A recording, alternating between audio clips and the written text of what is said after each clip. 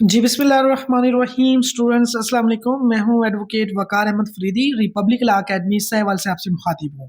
Students, जैसा कि आप जानते हैं कि हमने गेस्ट पेपर का जो ना आज से आगाज़ कर दिया है। गेस्ट पेपर इंशाल्लाह मैं आज आपको ऐसा गेस्ट पेपर दूंगा कानून शहादत आर्डर कॉमा 1984 का, कि आपके 20 के 20 नंबर 20/20 आपके आएंगे। 20/20 अगर आपने इस गेस्ट पेपर को कर लिया।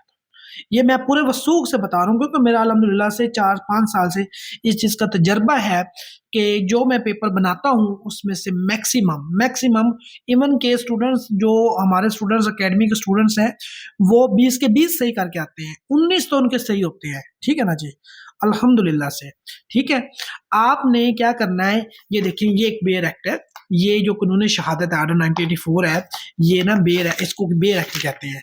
आपके पास ये होना चाहिए। ठीक है ना, मैं ये वीडियो इसलिए बनाता हूँ, ये जो इस तरह से वे, कि आपको बात सही समझ आ जाए और आपको जो एग्जैक्ट आर्टिकल जो है, सेक्शन है ना, आर्टिकल जो कानून शहादत के जो आर्टिकल्स होते हैं उनको हम आर्टिकल्स कहेंगे, और जो दूसरे जो है सीआरपीसी पीपीसी उनको हम क्या कहेंगे, सेक्शन कहेंगे।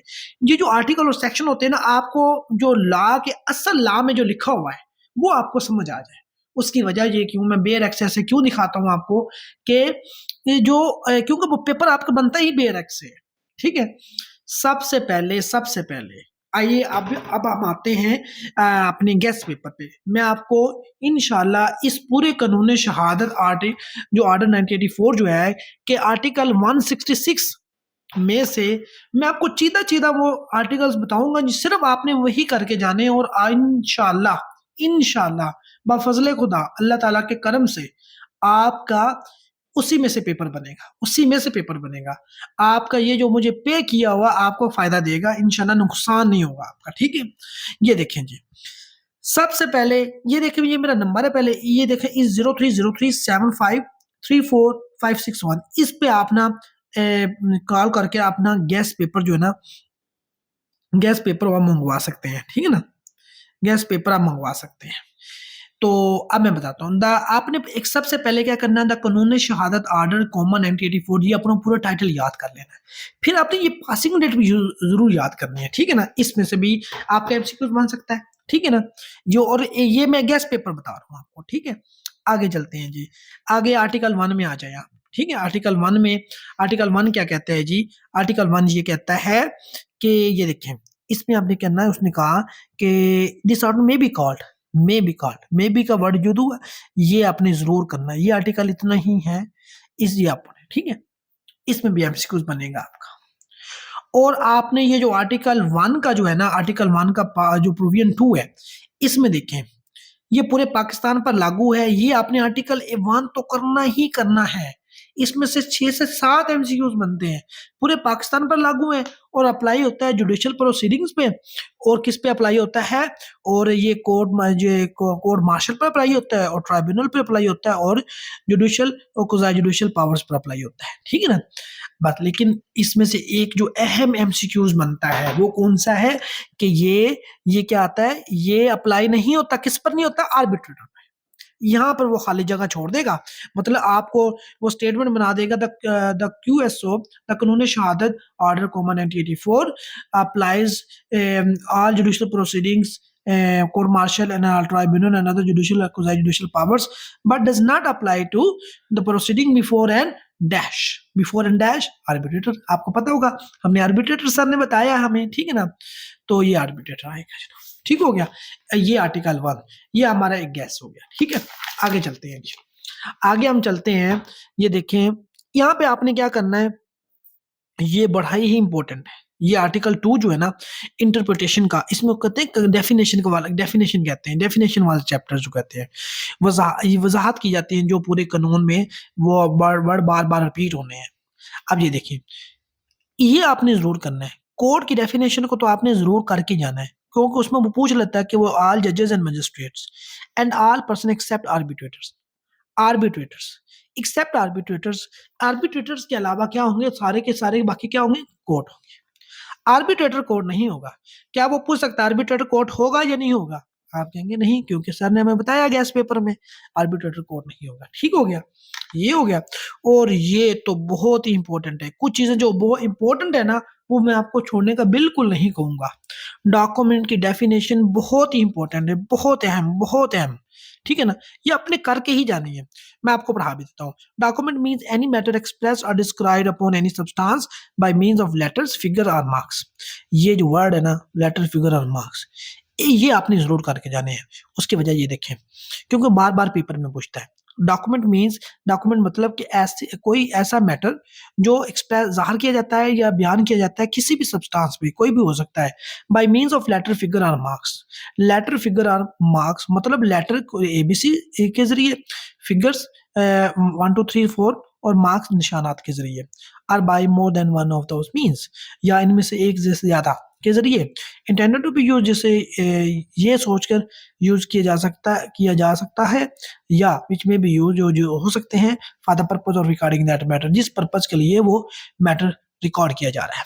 ये देखिए, ये आपने जरूर करना है। ये 3 वर्ड जो ना बार बार ये खाली जगह में वो पूछ रहा है। ठीक है जी।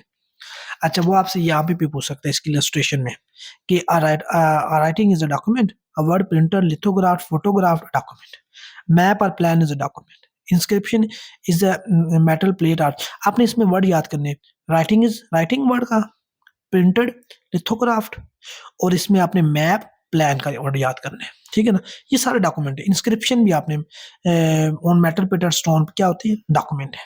और कैरिकेचर भी आपने ये याद कर लेना। ठीक हो गया। ये जो डेफिनेशन है 4-5 एविडेंस की और इसमें फैक्ट की, ये बहुत इंपॉर्टेंट है, बहुत इंपॉर्टेंट है, जितना आप कहें काम में इसमें से एमसीक्यूज बनना ही बनना है। ये देखिए, एविडेंस, एविडेंस कितनी किस्म की होती है, ओरल और डॉक्यूमेंट्री एविडेंस, ये आपने जरूर करके जाना, इसको आपने जरूर पढ़ना है। ऑल स्टेटमेंट्स को वर्ड आ जाए तो ओरल एविडेंस है, ऑल डॉक्यूमेंट्स का वर्ड आ जाए तो क्या हो जाए, डॉक्यूमेंट्री एविडेंस है। आप इसको जरूर करके जाइएगा, ये वाला सी एविडेंस की डेफिनेशन को जरूर करके जाइएगा। आगे चलते हैं जी। जो डी है, फैक्ट, फैक्ट में तो ये पूछता ही पूछता है कि anything, state of thing, relation of thing, capable of being perceived by the sense. ये जो वर्ड है ना, परसीव्ड बाय द सेंस, यहां से खाली जगह बनाएगा इस दफा, आपने ये याद रखना है। इस दफा यहां से एनी मेंटल कंडीशन से भी बनाएगा वो इस तरह, ठीक है ना, एनी मेंटल कंडीशन से भी। ये भी एमसीक्यूज आपने करके जाना है। ठीक हो ना गया। मैं एमसीक्यूज आपको जो आपको गैस बता रहा हूँ, ये गैस मैं आपको ये चैप्टर 1 जो डेफिनेशन वाला है ना, ये तो आपने करनी करनी 4-5 डेफिनेशन है बस।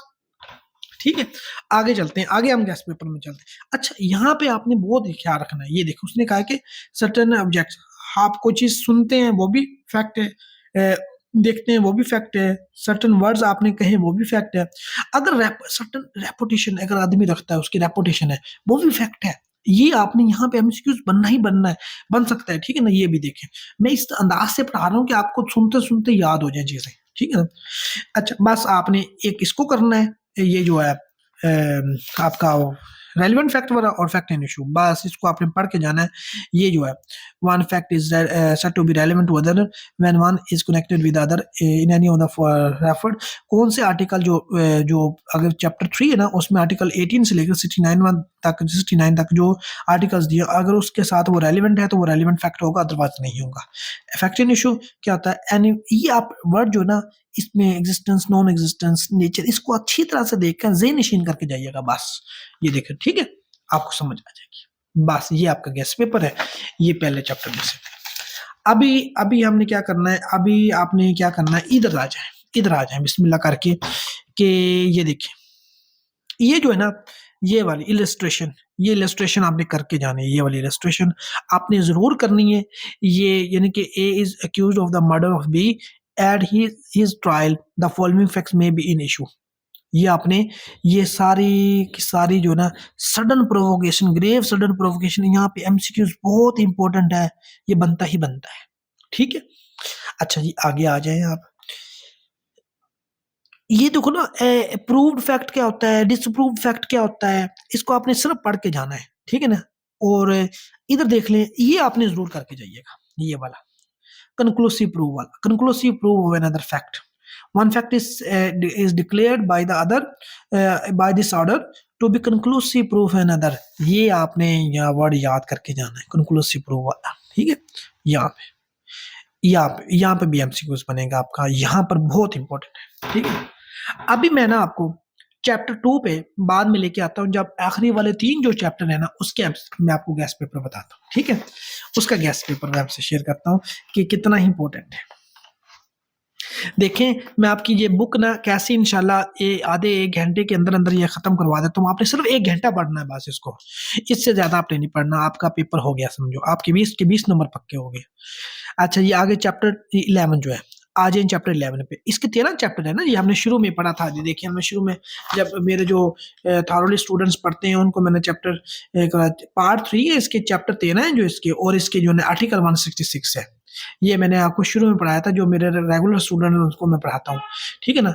ये तो मैंने गेस्ट पेपर बना रहा हूँ ना, तो मैं फिर सारी डिटेल में चीज़ें आपको नहीं पढ़ा सकता। ये देखिए आ जाए। अब ये जो चैप्टर 11 है ना, ये एक आर्टिकल का है, ये देखिए आर्टिकल 162, और जो चैप्टर 12 है ये भी एक आर्टिकल का है, ठीक है ना, 163 का। और ये चैप्टर जो 13 जो है, ये आर्टिकल जो है 164, 165 और 166 जो कि रिपील है। बस ये 3 के 3 चैप्टर जो है ना आपने करके ही जाने हैं, करके ही जाने हैं। इसमें से एमसीक्यूज बनता ही बनता है, इसमें से एमसीक्यूज बनता ही बनता है। मैं इतना जोर इसलिए दे रहा हूं कि अगर आपने ये छोड़े ना ये 3 चैप्टर, आखिर 3 चैप्टर, तो आप समझो कि आपने फिर सारा कुछ छोड़ दिया। फिर आपने 2 जो एमसीक्यू 2 नंबर आपके आने ना इसमें से, वो भी आपने छोड़ दिए। आप 1 नंबर से भी फेल हो जाते हैं, आपको पता है, अंदाजा भी है इस बात का, ठीक है ना। ये देखें, आपने ये आर्टिकल 162 तो आपने पढ़ कर ही जाना है। वो कहता है कि no new trial for the improper admission और रिजेक्शन ऑफ एविडेंस। ये वाला आपने आर्टिकल पढ़ कर ही जाना है। वो कहता है कि द इम्प्रॉपर एडमिशन, अगर इम्प्रॉपर एडमिशन होता है या रिजेक्शन ऑफ द एविडेंस, या एविडेंस को रिजेक्ट कर दिया जाता है, shall not be ground of it self. वो वो खुद एक ऐसी ग्राउंड नहीं है फॉर न्यू ट्रायल कि अब इम्प्रॉपर एडमिशन हुआ है या रिजेक्शन ऑफ एविडेंस हो गई, एविडेंस रिकॉर्ड नहीं की, तो अब वो यानी कि न्यू ट्रायल होगा, दोबारा से केस चलेगा, या रिवर्सल ऑफ एनी डिसीजन, या वो डिसीजन के यानी कि रिवर्सल की न्यू कोई ग्राउंड मान जाएंगी। In any case if it shall appear to the court, अगर वो कोर्ट को अपीयर होता है कि बिफोर विच सच ऑब्जेक्शन, जिसके सामने वो ऑब्जेक्शन लगाया जा रहा है, is raised that the independent of the evidence objected, और अलग से कोई एविडेंस को ऑब्जेक्ट किया जाता है टू एंड एडमिटेड, और उसको एडमिट कर लिया जाता है that there was sufficient evidence to justify the decision, के सफिशिएंट एविडेंस थी कि अगर डिसीजन करने के लिए, so or that if the rejected evidence had been received, अगर वो एविडेंस रिजेक्ट कर ली जाती, जो रिजेक्टेड एविडेंस रिसीव कर ली जाती, it are not to have vary the decision. मतलब कि वो, मतलब उसने कहा है कि अगर यानी कि वो जो रिजेक्टेड एविडेंस जो है उसने अगर वो ना भी की जाती, तो मतलब कि उस पे डिसीजन पे कोई ऐसा फ़र्क नहीं पड़ना था। मतलब कि अगर वो जो रिजेक्टेड एविडेंस जो है, वो अगर वो रिसीव कर ली जाती, तो डिसीजन जो अभी दिया है कोर्ट ने, उस पे कोई ख़ास फ़र्क नहीं पड़ना था। तो कोर्ट यानी कि वो फिर उसको यानी ना रिवर्स किया जाएगा, ना ही उसका न्यू ट्रायल होगा। ठीक है ना जी? ये आपने ज़रूर याद करके जाना है। ये आपने पूरी तरह लफ़ज़ ब लफ़ज़ आपने क्या पढ़ना है, इसको पढ़ के जाना है। ठीक है ना? No new trial for the improper admission और रिजेक्शन ऑफ द एविडेंस। ये बहुत इंपॉर्टेंट है। मैं लिख देता हूँ इधर, अहम है। ठीक है ना? ये आपने करके जाना है। आगे चलते हैं जी। ये गैस पेपर वो हो गया आपका, गैस जो हम गैस दे रहे हैं आपको। अब ये देखिए, decision of the case on the basis of oath. आप ओथ पे ना आपने आप डिसीजन होना है केस का। क्या है? When the plaintiff takes oath. Article 163 आपने याद करके ही जाना है। सीधे देखिए, यहाँ से लेकर यहाँ तक तो आर्टिकल है, एक ही तो आर्टिकल है, इसको आपने देखना है। When the plaintiff takes oath in support of his claim, in support of his claim, उसने कहा है एक्सेप्ट, इन द आर्टिकल का हेड नोट पढ़ता हूँ पहले, एक्सेप्टेंस और denial of the claim on oath.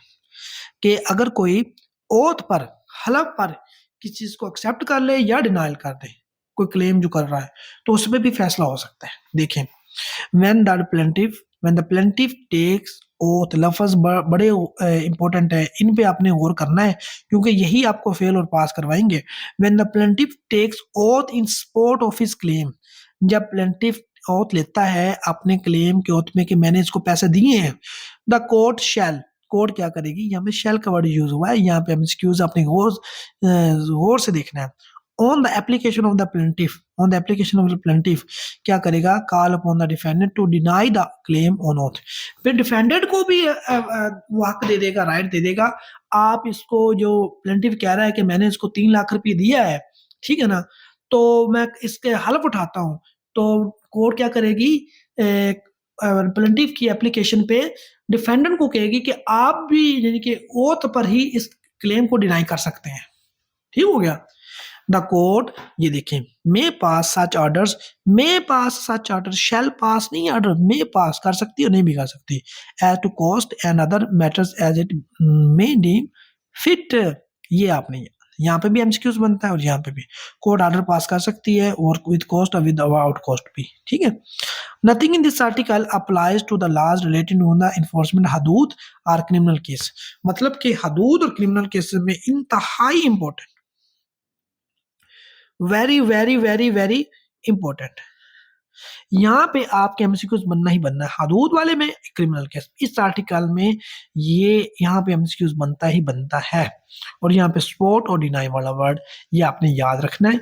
मैं आपको बता रहा हूँ कि यहाँ से एमसीक्यूज आपका बनना ही बनना है इस दफा।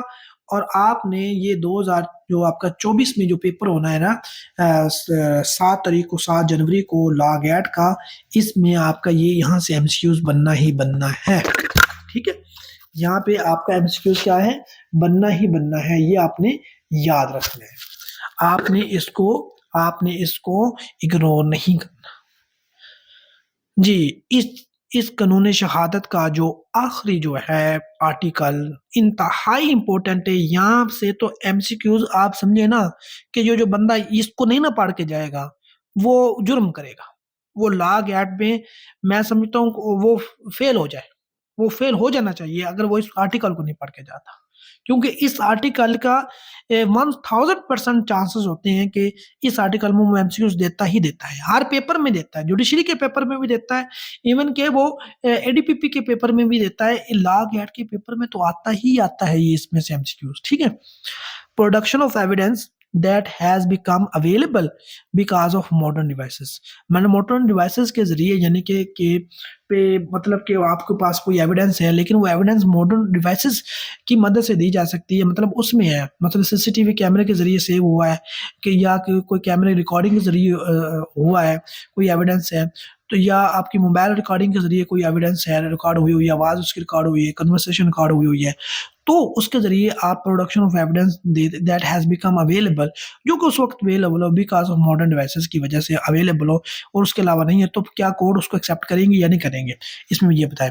इन such cases as the court made considers appropriate, अगर कोर्ट अप्रोप्रिएट मतलब मुनासिब समझती है कि द कोर्ट में allow to be produce any evidence, court में अलाउ कर सकती है कि आप इजाज़त दे सकती है कि प्रोड्यूस करें, that may have become available because of modern devices और टेक्निक्स। ये लफ्ज़ जो ना मॉडर्न डिवाइसेस एंड टेक्निक्स, यहाँ पे एमसीक्यूज बनना ही बनना है आपका, ठीक है ना। और यहाँ पे मे अलाउ कर सकती है, मे अलाउ और मॉडर्न डिवाइसेस एंड टेक्निक्स, ठीक है, को कह सकते हैं कि आप उसको यानी कि पेश करें, क्योंकि अब एविडेंस मौजूद ही ऐसी सूरत में है रिकॉर्डिंग से या सीसीटीवी कैमरे की वजह से, ठीक है। Provided that conviction on the basis of modern devices और टेक्निक्स मे बी लॉफुल, यहाँ पर एमसीक्यूज आपका बनेगा ही बनेगा, ठीक है। बहुत इंपॉर्टेंट है ये आर्टिकल। 165 जो है override to order to override other laws, ये the provision of this order shall have effect notwithstanding anything contain in any other law for the time being in force, मतलब कि इसका ये तमाम लॉज जो है ना एविडेंस के रिलेटेड जितने भी कोई लॉज होंगे उनको ये ओवरराइड करेगा, मतलब कि इसकी ज़्यादा इस आर्डर को फॉलो किया जाएगा उन पर, उनकी उनको बाद में किया जाएगा, इसको पहले देखा जाएगा, इस कानून शहादत को। हाँ, लेकिन अगर किसी स्पेशल लॉज़ में कोई कानून में कोई बात लिख दी गई है तो फिर उसको उसके मुताबिक फ़ॉलो किया जाएगा, फिर इसको यानी कि वो चीज़ इसमें इसमें नहीं आएगी, इसको नहीं देखा जाएगा। आर्टिकल 166 जो है वो रिपील है। द एविडेंस एक्ट इसने क्या किसको रिपील किया? इसने रिपील किया द एविडेंस एक्ट 1872 को। ये आपने याद रखना है, ये एविडेंस एक्ट 1872 को इसने ये क्या किया है? रिपील किया है। ये जनाब आपने या इसका अच्छी तरह से आपने देख लेना है, ठीक है? इसको आपने अच्छी तरह से आपने इसको देख लेना है। ले जनाब।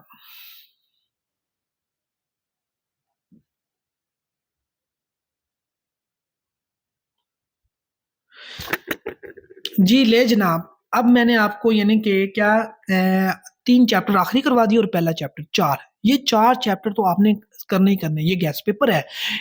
इस गैस पेपर में अब हम मज़ीद थोड़ा-सा आपको बता देते हैं कि कौन से आर्टिकल आपने करके जाने हैं। देखें, मैं इसको अगर मज़ीद एक्सप्लेन करता गया तो बहुत लंबा हो जाएगा ये वीडियो, तो मैंने आपको चंद मतलब कि ये 1 घंटे की मैंने आपको बताना, क्योंकि 1 घंटा तो आपने पढ़ना ही पढ़ना है ना कानून शहादत को। अगर ये 1 घंटा पढ़ लेंगे ना, इसी वीडियो को देख लेंगे, तो आपका ये 20 नंबर पक्के हैं। 20 नंबर पक्के हैं आपके। क्योंकि वसूख से कह रहा हूँ, एवें तो नहीं ना कह रहा जनाब, पढ़ाता रहा हूँ स्टूडेंट्स को। Very, very important. चैप्टर 2 आ जाएँ, आर्ट विटनेस। ये आर्टिकल 3 जो आपने करके जाना है कि all person shall be competent to testify, who may testify, all person shall be competent to testify. इसमें आपने ये याद चीज़ रखनी है कि जो क्वेश्चन को अंडरस्टैंड कर सकता है, understanding the question put to them and giving rational answer to those question, तो वो क्या है? वो कॉम्पिटेंट है, अदरवाइज़ वो कॉम्पिटेंट नहीं है। By tender years age, extreme old age, is disease whether of body और माइंड और any other cause of the same kind. मतलब कि अगर वो एक्सट्रीम इतना छोटा है, ना तो उसको क्वेश्चन समझ आ रहा है और ना ही उसका जवाब दे पा रहा है, और इतना ओल्ड है कि ना क्वेश्चन समझ पा रहा है, ना ही उसका जवाब दे पा रहा है। वो डिज़ीज़ उसको है, या बॉडी की कुछ डिज़ीज़ है, या उसका माइंड मेंटली डिज़ीज़ है। तो क्या हो जाएगा? वो फिर क्या हो जाएगा? इनकम्पिटेंट हो जाएगा, अदरवाइज़ कॉम्पिटेंट। फिर क्वेश्चन आपका बनता है यहाँ पे एमसीक्यूज़ बनता है इस यहाँ से। अगर किसी को परजरी और फ़ाल्स एविडेंस में सज़ा हुई हुई हो, तो फिर वो क्या है? वो कॉम्पिटेंट नहीं होगा, शैल नॉट बी कॉम्पिटेंट। लेकिन आगे बहुत इम्पोर्टेंट उसने कहा है, अगर उसने अपने 2 तरीके क्या किया है? उसने रिपेंटेड पछताया है, और आफ्टर दैट उसने क्या कर लिया है? मेंडेड हिज़ वेज़, अपने तौर तरीके दुरुस्त कर लिए हैं, तो फिर क्या हो जाएगा? फिर क्या होगा जनाब? वो वो कोड अगर सैटिस्फाइड है, तो वो फिर कॉम्पिटेंट हो जाएगा। फिर ये प्रोविज़न जो है ना, ये वाली इस ऐसे शख्स पर अप्लाई नहीं होंगी जिसको परजरी और फ़ाल्स एविडेंस में सज़ा हुई हो, लेकिन उसने अपने वेज़ जो वो पछताया और उसने अपने मैंडेटरीज़ वेज़ कर लिए हैं, तो फिर उस पे ये अप्लाई नहीं होगा, वो फिर वो कॉम्पिटेंट हो जाएगा। ठीक हो गया? ये आपने याद रखना। ये 2 चीज़ें तो ये वाली ना जो प्रोविज़ो बहुत इम्पोर्टेंट है, बहुत ही इम्पोर्टेंट है। ठीक है? ये आर्टिकल 3 है ही इम्पोर्टेंट है, ये तो छोड़ने के काबिल ही नहीं है, ठीक है? फर्दर प्रोवाइडेड फर्दर दैट क्या आ जाता है कि court shall determine the competency, वहाँ पे आ सकता है who shall determine the competency, court shall determine in accordance कैसे करेगी? The qualification prescribed by the injunction of Islam as laid down in the holy Quran and Sunnah. यहाँ पे भी एमसीक्यूज आपका बन सकता है, ठीक है ना? फॉर विटनेस एंड यहाँ पे भी एमसीक्यूज बनेगा, मैं बताता हूँ। And where such witness is not forthcoming, available ही नहीं है, यहाँ पे भी एमसीक्यूज बनेगा। The court may take the evidence of the witness who may be available, जो उस वक्त अवेलेबल होगा उसकी एविडेंस ले सकती है, ठीक है? A lunatic is not incompetent, इसका मतलब क्या है? कंपिटेंट है। is not incompetent, इनकम्पिटेंट का वर्ड आ गया कंपिटेंट। अगर लिया था तो lunatic is not competent, तो फिर कंपिटेंट नहीं था। अब क्या है? lunatic is not incompetent, मतलब कि वो competent है to testify अगर अगर he is prevented by his lunacy from understanding the questions put to him and give a rational answer to them। मतलब कि अगर लुनेसी उसको जो उसके लूसिड इंटरवल जो उसको दौरे पड़ते हैं, अगर वो उसको क्वेश्चन समझने में और उसको रैशनल आंसर देने में रोकते नहीं है, तो फिर वो कॉम्पिटेंट विटनेस है, अदरवाइज वो इनकॉम्पिटेंट विटनेस है, ठीक है? ये आर्टिकल 3 मैंने आपको पढ़ा भी दिया, ये आपने करके जाना है अच्छी तरह से। अच्छा जी, आर्टिकल 4 आपने करना है जजेस एंड मजिस्ट्रेट वाला, ठीक है ना, कि जज या मजिस्ट्रेट क्या ये आर्टिकल 4 से लेकर ना 4 से लेकर 14 तक ये प्रिविलेज कम्युनिकेशन को डील करता है। ये आपने याद रखना है प्रिविलेज कम्युनिकेशंस को, ठीक है ना। वो ऐसे भी पूछ सकता है प्रिविलेज कम्युनिकेशन है उसको कौन से आर्टिकल डील करते हैं, आपने कहना है आर्टिकल 4 से लेकर 14 तक, ठीक है, आपने ये याद रखना है। अब ये आर्टिकल 4 करके जाना है आपने, आपने 4 करना है और आपने जो इलस्ट्रेशन इसकी करनी है वो आपने इलस्ट्रेशन इसकी ये करनी है, ठीक है ना। ये इलस्ट्रेशन इसकी आपने करनी है सी, बी और सी दोनों इलस्ट्रेशन करनी है आपने इसकी, ठीक है। आगे आर्टिकल 5 करना है आपने, evidence as to affairs of the state, ठीक है, evidence as to affairs of the state ये भी करके जाना है आपने। ये 7 जो है ये बहुत official communications, no public officer, यहाँ पे है no one, evidence as to affairs of state में नो वन का वर्ड यूज हुआ है और ऑफिशियल कम्युनिकेशन में नो पब्लिक ऑफिसर का वर्ड यूज हुआ है। ये देखिए ना, ये तो चीजें हैं जो पेपर में बार बार आपसे पूछता है वो, ठीक है ना, तो आपने ये करके जानी है, ठीक है ना। आर्टिकल 6 में हुआ है नो वन और ऑफिशियल कम्युनिकेशन में नो पब्लिक ऑफिसर, इनको क्या है ये क्या कर सकते हैं, इनको यानी कि कंपेल नहीं किया जा सकता कि वो डिस्क्लोज करें कि जो भी कम्युनिकेशन हुई है। आगे आ जाए, ये 8 जो है ना बहुत इंपॉर्टेंट है, आर्टिकल 8 जो है, आर्टिकल 8 इसलिए इम्पोर्टेंट है कि जो इसमें ना अगर किसी मजिस्ट्रेट को, पुलिस ऑफिसर को या रेवेन्यू ऑफिसर को कोई किसी क्राइम के बारे में इंफॉर्मेशन मिलती है तो उनको ना क्या किया जाता है, कंपेल नहीं किया जाता कि वो डिस्क्लोज करें, ठीक है। ये बहुत इंपॉर्टेंट है, बहुत इंपॉर्टेंट, ये 3 हमने याद रखने हैं, magistrate, police officer, revenue officer, ठीक है ना, ये 3 याद रखने। आगे चलते हैं हम, मैं आपको यकीन जानिए बहुत ही इजी करके गैस पे भी बता रहा हूँ और पढ़ा भी रहा हूँ मैं, कानून शादी से वीडियो में मैंने करा जाना है आपको, ठीक है ना। आगे चलते हैं, प्रोफेशनल कम्युनिकेशन, प्रोफेशनल कम्युनिकेशन आ जाए। प्रोफेशनल कम्युनिकेशन में ये है कि प्रोफेशनल कम्युनिकेशन में ये बहुत इंपॉर्टेंट है, किसी भी एडवोकेट को ना ही परमिट किया जा सकता है और ना ही किया जा सकता है उनको, यानी कि इस बात की इजाज़त दी जाएगी कि वो अगर वो उसके उसके क्लाइंट ने उसको कोई कम्युनिकेट बात की है या उसने यानी उसने उसको एडवाइस दिया है या वो जो वकील है वो अपने क्लाइंट के किसी डॉक्यूमेंट के साथ उसके कंटेंट के साथ वाकिफ है तो उसको डिस्क्लोज करे, तो ये नहीं कर सकता, ठीक है ना। ये जो लाइनें हैं ये बहुत इंपॉर्टेंट है जो मैं हाईलाइट की हुई हैं इसमें। अगर इधर भी आपका मिसयूज बनता है इसमें एक्सप्लेनेशन में, the obligation stated in the article continue after the employment has ceased, मतलब कि इसमें उसने कहा है कि जो ये वकील और जो है ना वकील और क्लाइंट का जो रिलेशन है, इवन के केस खत्म भी हो गया ना फिर भी ये जारी रहेगा, फिर भी वकील जो है ना उसको डिस्क्लोज नहीं करेगा, फिर सीज नहीं हो जाएंगी, ठीक है ना। The obligation stated in this article continue जारी रहेगी after the employment has ceased, जब उनकी एम्प्लॉयमेंट में खत्म भी हो जाएंगे, मतलब कि वो वकील और क्लाइंट का रिलेशन खत्म भी हो जाएगा ना फिर भी जारी रहेगी। ये यहाँ पे एमसीक्यू बनता ही बनता है, बहुत इंपॉर्टेंट है। अच्छा जी आगे चलते हैं जी, आगे आपने यहाँ क्या करना है जनाब, यहाँ पे ये एक इलस्ट्रेशन ये कर लेनी है जनाब, ये वाली इलस्ट्रेशन आपने, ठीक है, और एक आपने आगे इलस्ट्रेशन ये कर लें, बस ये इलस्ट्रेशन कर लें बहुत है, इलस्ट्रेशन कर लें बहुत है। आगे जी आर्टिकल 10 आप पढ़ना है आपने, ये वाले आर्टिकल जो 12 में ना confidential communication with legal advisers, ये आपने करके जाना है, ठीक है ना। आगे ये भी आपने जो आर्टिकल जो 14 है ये भी आपने करके जाना है, ठीक है। आगे जो ये है ना आर्टिकल 15 जो है, ये 15 बहुत इंपॉर्टेंट है, ठीक है, बहुत इंपॉर्टेंट है, ये आपने करके जाना है। किसी भी यानी कि मतलब कि witness not excused from answering on ground that answer will criminate, कि विटनेस को इस बात पे यानी कि छूट नहीं मिल जाएगी कि वो अगर जो जवाब देता है कि तो उसको वो उस पे वो क्रिमिनेट हो, मतलब कि उस पर बात आती है तो इस बात का एक्सक्यूज नहीं उसको मिल जाएगा कि आप अगर जवाब दोगे तो आपको यानी कि वो आप क्रिमिनेट हो जाओगे, मतलब कि आप इसमें फंसते हो तो मतलब कि उसको इस बात की छूट मिल जाएगी, ऐसा नहीं होगा। ये आपने ये क्रिमिनेट वाला वर्ड याद करना है, फॉरफीचर वाला वर्ड याद करना है, ठीक है ना, ये वाला, ठीक है ना, एक्सेप्ट वाला भी आपने याद कर लेना है, ठीक है ना। इसमें ये सारी आपने तहरीर पढ़ के जानी है। जिसको अगर मेरे लेक्चर सुनना डिटेल में चाहिए तो वो डिटेल में मिल जाएंगे, उनको हम डिटेल में भी करवा देंगे, ठीक है ना जी।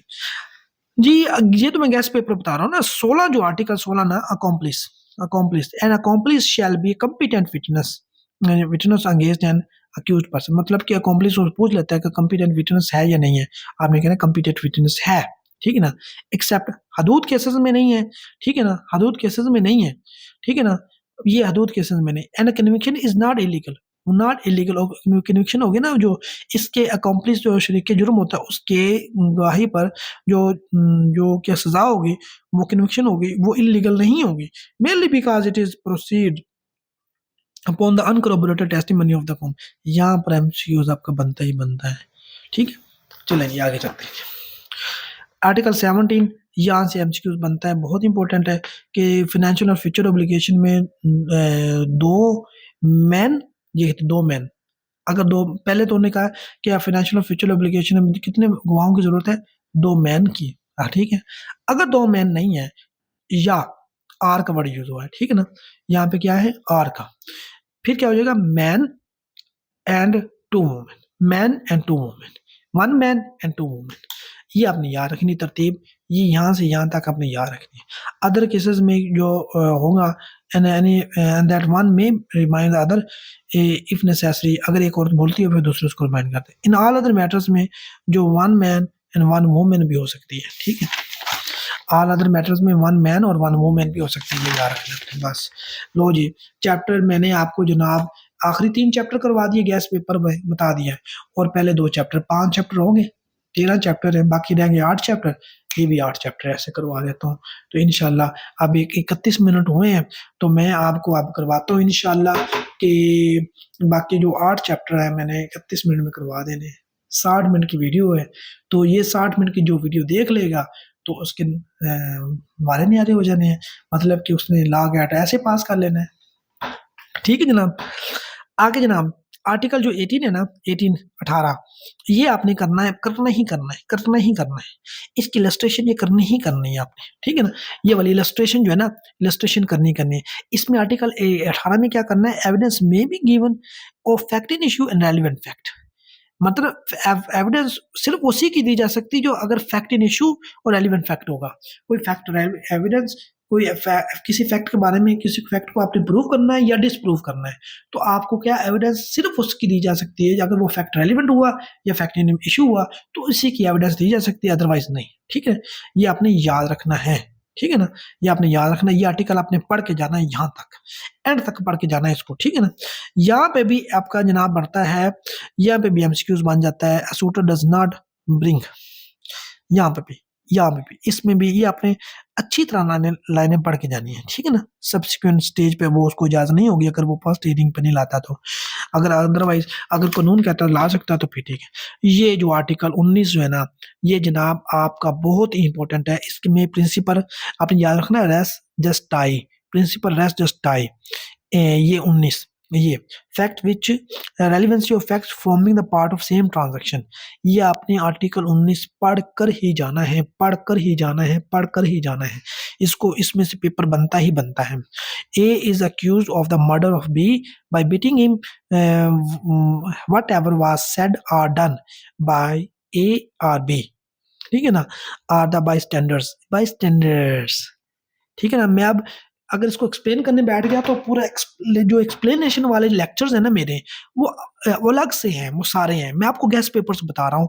तो ये आर्टिकल 19 जो ना प्रिंसिपल ऑफ डेथ जस्ट ये आपने करना ही करना है, ठीक है।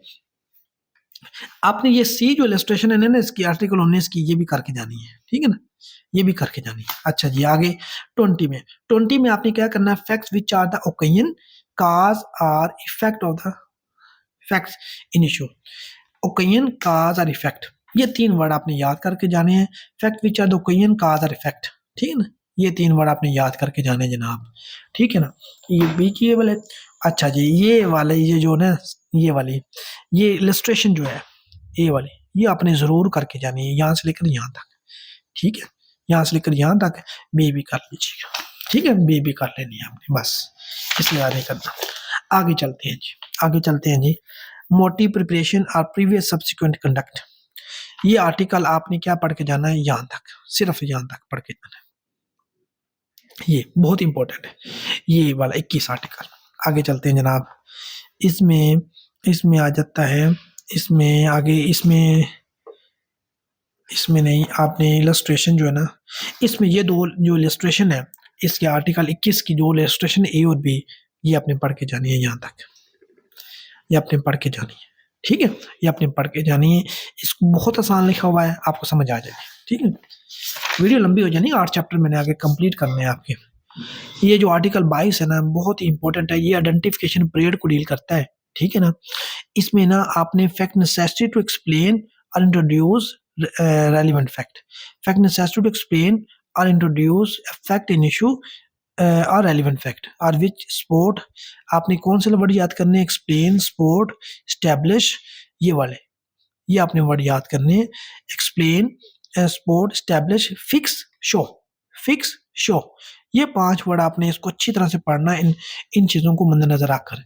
Explain, sport, establish, fix and show, ये वाले, इस तरह से आपने ये करनी है। और इसमें जो आइडेंटिफिकेशन पीरियड को जो लाइन बताती है ना, which establish the identity of any thing or person, ये लाइन क्या करती है? ये शो करती है any person, anything or person, ठीक है ना? ये जो लाइन है ना, आइडेंटिफिकेशन पीरियड का मतलब बताती है हमें। आगे चलते हैं जी, आर्टिकल 22 आपने अच्छी तरह से पढ़ लेना जनाब। ये लीजिए, ये आपने जो ना, जो इलस्ट्रेशन ए और बी है, इसको भी आपने करके जाना है, बस। ए और बी इसको आपने पढ़ के जाना है, ए को भी और बी को भी, बस बस, इससे आगे नहीं। ये वाले आर्टिकल 23 में से ये कॉमन इंटेंशन तक आपने पढ़ के जाना है। कॉमन इंटेंशन, कॉमन इंटेंशन, बस जी बस, इससे ज़्यादा नहीं, ठीक है? आ जाए जी जो आर्टिकल 24 पे। 24 ये है प्ली ऑफ अली भाई, प्ली ऑफ अली भाई, प्ली ऑफ अली भाई 24 को डील करता है। प्ली ऑफ अली भाई किसको डील करता है? 24 को। ये आप वीडियो रोक कर भी इधर से आपके पास बेयर एक्ट नहीं भी है ना, तो वीडियो को रोक कर भी आप आर्टिकल को आप पढ़ सकते हैं, क्योंकि यही तो सारा कुछ है, यही तो बेयर एक्ट है। When facts not otherwise relevant become relevant, ये जो है ना प्ली ऑफ अली भाई, इसमें प्रिंसिपल आर्टिकल 24 में प्ली ऑफ अली भाई डिस्कस किया गया है, ठीक है ना? प्ली ऑफ अली भाई, ये आपने ये याद रखना है, ये आपने पढ़ के जाना है। मतलब कि अगर एक वो वाकया होता है लाहौर में, बंदा पेशावर में है जिस पे इल्ज़ाम है, तो वो कह सकता है सर उस वक्त, जिस वक्त मर्डर हुआ उस वक्त मैं पेशावर में था, मैंने तो किया ही नहीं है। ये प्ली ऑफ अली भाई होती है। आगे है जी, आगे हम चलते हैं, इसमें आ जाते हैं। आपने 26 ये करके जाना है, फैक्ट रेलिवेंट व्हेन राइट और कस्टम इज इन क्वेश्चन, ये आपने आर्टिकल 16 पढ़ के जाना है, बस। 17 छोड़ दें, 17 की ये इलस्ट्रेशन जरूर करके जाइएगा, ये वाली, ए वाली, ठीक है ना? ए वाली जरूर करके जाइएगा, ये आ जाती है। आगे चलते हैं जी, ये जो है ना article 28 fact being a question whether act was accidental and incidental, ये आपने ज़रूर करके जाना है 28, ठीक है? आगे चलते हैं, आगे जनाब आ जाए आपका एग्जिस्टेंस ऑफ कोर्स और बिजनेस व्हेन रेलेवेंट, ये क्वेश्चन बहुत आता है इसमें से, बहुत आता है इसमें से, आपने इसमें से कर के जाना है ये वाला, ठीक है ना? आगे जी, लो जी, अब आगे आसान हो गया हमारा काम। एडमिशन डिफाइन, एडमिशन किस आर्टिकल में डिफाइन किया गया? आर्टिकल 30 में डिफाइन किया गया, 30 में डिफाइन किया गया। आपने क्या करना है इसको अच्छी तरह से, an admission is a statement और अ डॉक्यूमेंट, आपने ये जो आर्टिकल है ना, एक्सप्लेनेशन विद एक्सप्लेनेशन आपने करके जाना है, ठीक है ना? आपको ये कंप्लीट हो जाएगा, ये आपका कवर हो जाएगा। आपने इसके बाद जनाब इधर आ जाए, आर्टिकल 33 है, ठीक है? 33 जो है ना, admission by person expressly referred to by party to suit, ये आपने करके जाना है। इसमें भी एमसीक्यूज बन सकता है आपका।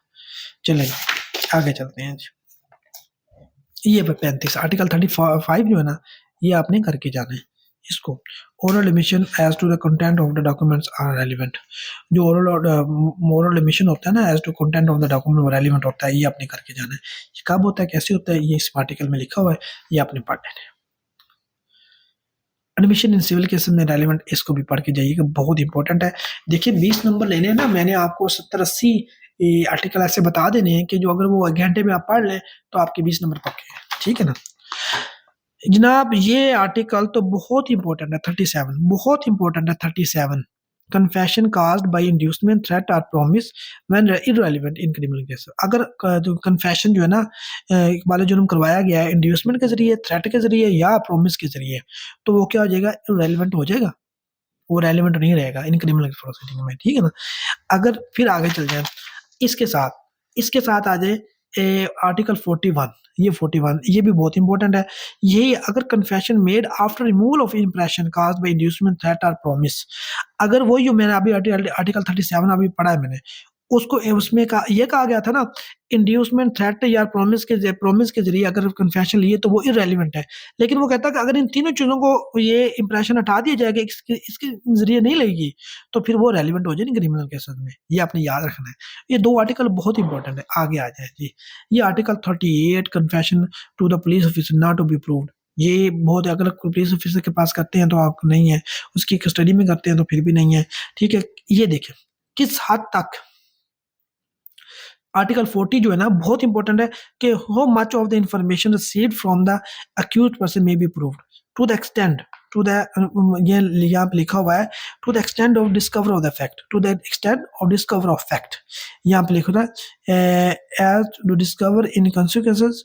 यहाँ पे एक लिखा हुआ है वर्ड, मैं आपको बता देता हूँ कि when any fact is deposed to as discovered in consequence of information received from any person accused of any in the custody of the so much of such information whether it amounts to confession or not, मतलब कि to the extent of the discovery of fact, इस हद तक जहाँ तक किसी fact को discover किया जा सकता हो वहाँ तक उसको यानी कि उस कन्फेशन को यानी कि उस इंफॉर्मेशन जो अक्यूज पर्सन लिए उसको प्रूव किया जा सकता है, वो रेलिवेंट हो जाएगी। ठीक हो गया। आगे ये मैंने आपको आर्टिकल 41 भी बता दिया। आर्टिकल 41 आगे चलते हैं, ये वाला ये छोड़ दें। ये आर्टिकल 43 है, ये आपने ज़रूर करके जाना है। 43 ज़रूर करके जाना है, ठीक है ना। यहाँ पे वो पूछ लेता है कि अगर उसने कहा consideration of the proof confession affecting person making it, जो पर्सन तो कन्फेशन कर रहा है उसको तो अफेक्ट करेगी, and others jointly under trial for the same offence, मतलब कि क्या वो एक अगर ट्रायल इकट्ठा चल रहा है 3 बंदों का, तो एक उसमें कन्फेशन कर लेता है कि हाँ जी मैंने किया है, तो क्या उस एक बंदे की जो कन्फेशन है वो दूसरों को भी अफेक्ट करेगी या नहीं करेगी? उसकी हद तक तो कन्फेशन होगी, बाकियों की हद तक वो क्या होगी, यहाँ पे लिखा हुआ है वो सर्कमस्टेंशियल एविडेंस के तौर पर उसको यूज़ किया जाएगा। ये देखिए यहाँ पे भी हमसे कुछ बनता है जनाब, इससे आसान करके मैं आपको क्या बताऊँ। ठीक है, आगे चलते हैं जनाब, इन दोनों को छोड़ दें। वैसे ना ये जो है ना आर्टिकल 44 अगर मैं पेपर बनाऊँ तो इसमें से ज़रूर आएगा, ठीक है ना, ये आपने ज़रूर करके जाना है। नहीं जी, article 46 article 46 cases in which the statement of the relevant fact by person who is dead or cannot be found, अगर कोई पर्सन डेड और उसको फाउंड नहीं किया जाता, क्या उनकी स्टेटमेंट वो रेलिवेंट होगी? किन केसेस में? आर्टिकल 46 और 46(1), ये आपने यहाँ तक करके जाना है, सिर्फ यहाँ तक, ठीक है, यहाँ तक आपने करके जाना है।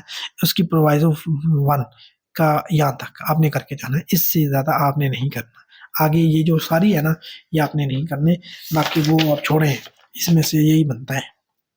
ठीक हो गया, आगे चलते हैं, मैं आपको बताता है ये आर्टिकल 48 जो है ना ये आप करके जाइएगा। आर्टिकल 48, ठीक है, आर्टिकल 48 आपने करके जाना है। Entries in books of the account when relevant, ठीक है, बहुत आसान है, ये आप करते जाएंगे ना इंशाल्लाह आपको।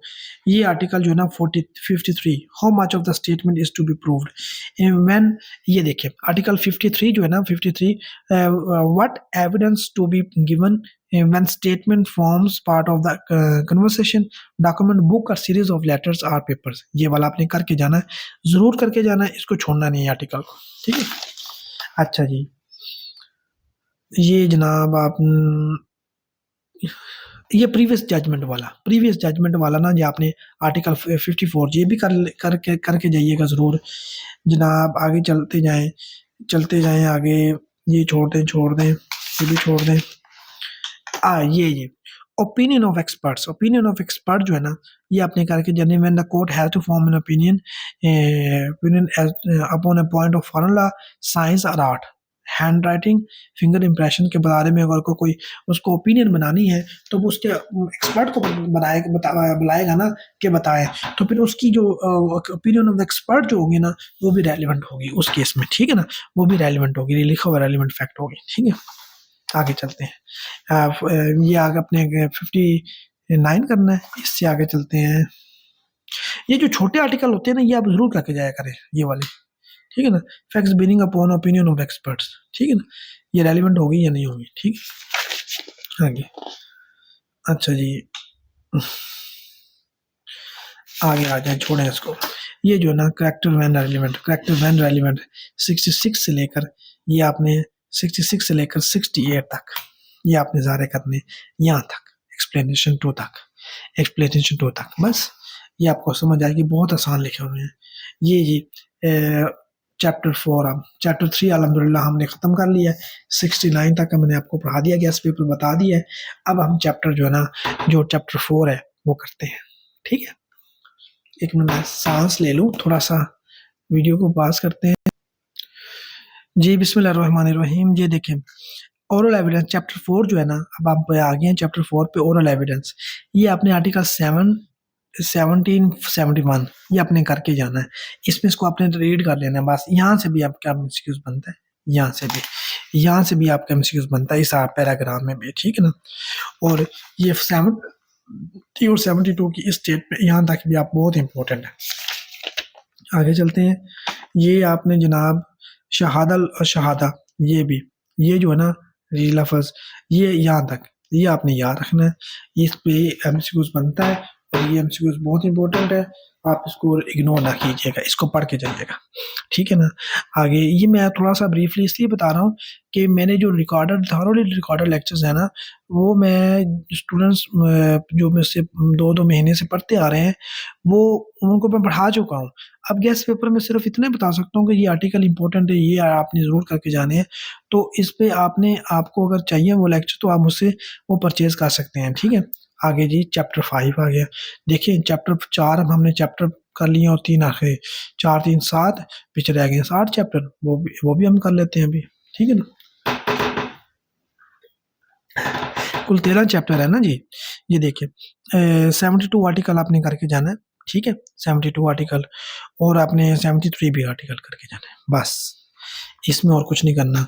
सेकेंडरी एविडेंस को कौन सा डील करता है, 74, बस इतना आपने डील करना है, ठीक है ना। यहाँ तक, बस यहाँ तक। आगे चलते हैं, यहाँ तक के करके जाना है, ठीक है ना, यहाँ तक 74। आगे चलते हैं, ये जो 75 जो आर्टिकल है ना बहुत इंपॉर्टेंट है, 75 ये आप करके जाइएगा, ठीक है। तो आपको ज़्यादा खपने की ज़रूरत नहीं है, बस इतना इतना पढ़ना है, जितना मैं बता रहा हूँ आपको। आगे चलते हैं जी, आगे बताता हूँ मैं आपको आर्टिकल जो है ना,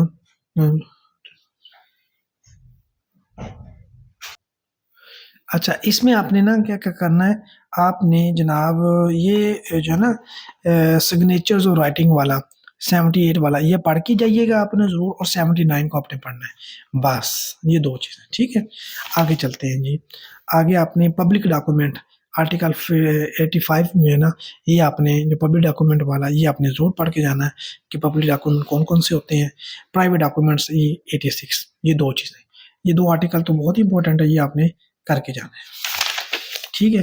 आगे आ जाते हैं presumption as to the genuineness of the certified copies. ये वाला आप ऐसा कीजिएगा, आपने ना ये जो आर्टिकल है ना 93 जो है ये आपने पढ़ के जाना है, बस इसमें से, ठीक है ना, बस 93 पढ़ना है। और इसमें आपने क्या करना है, सर्टिफिकेट डॉक्यूमेंट 30 ईयर्स ओल्ड, ये वाला 30 ईयर्स ओल्ड वाला ना जो है ये वाला 101 आर्टिकल आपने पढ़ के जाना है, ठीक है ना। ये बहुत इंपॉर्टेंट है, ये आप ज़रूर पढ़ के जाइएगा, अदरवाइज ये पे आपका एमसीक्यूज रह सकता है इसमें से, ठीक है। चलें जी आगे चलते हैं जी, चैप्टर 5 भी हो गया, 6 आ गया जी। 6 में चैप्टर हम करते हैं जी, कौन से मैं बताता हूँ आपको इसमें से कौन कौन से करना है। ये वाला 110 आर्टिकल जो 110 है ना, seeing provision of the accession act related to the wills, ये आपने ज़रूर करके जाना है, ठीक है। आगे चलें। ये जो ना चैप्टर 7 जो है बहुत इंपॉर्टेंट चैप्टर 7, इसके सेक्शन 100 आर्टिकल 111 12 ये 12 ये आपने बस इसको पढ़ लेना एक दफ़ा सारे आर्टिकल को, ठीक है ना। ये जो आर्टिकल है ना मैं आपको दिखा रहा हूँ, ये वाला 12 112 इसको आपने एक दफ़ा पढ़ लेना है, ठीक है ना। बस चलें जी आगे चलते हैं। आगे facts admitted need not be proved, ये आपने फैक्ट एडमिटेड जो एडमिटेड हो गए उसको अप्रूव करने की जरूरत नहीं है, ये आपने पढ़ के जाना है, ठीक है अच्छी तरह से। अच्छा आगे चलते हैं।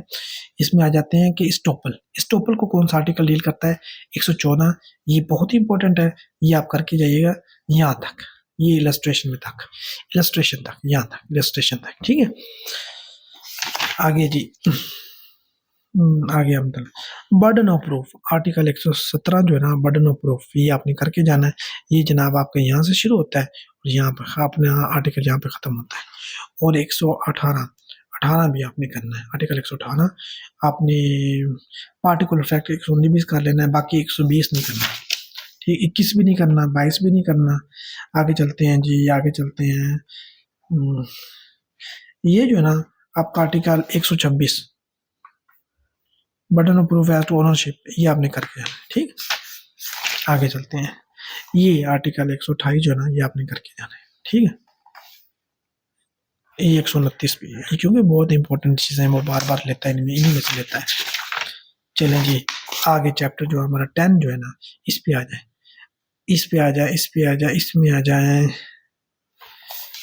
इस पे आपने एग्जामिनेशन चीफ करनी है 132 और ऑर्डर ऑफ द एग्जामिनेशंस का कौन सी कैसे होगी कब होगी, ये बहुत इंपॉर्टेंट है।